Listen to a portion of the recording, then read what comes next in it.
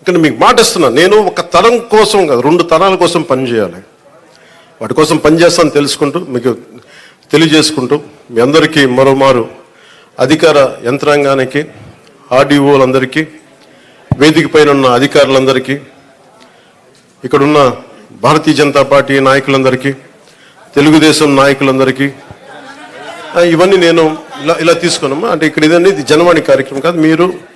మీరు మన నాయకులకి ఇచ్చి నాకు ఇస్తారు, ఇండివిజువల్ తీసుకున్నాను, ప్రత్యేకంగా తీసుకున్నాను. అలాగే ముఖ్యంగా జనసేన నాయకులకి మీరు చేసిన కష్టం నేను మర్చిపోలేను. నేను ఇప్పుడు ప్రారంభించాను, ఇల్లు వెతుకుతున్నాను, ఇక్కడ నా సొంత స్థలం వెతుకుతున్నాను.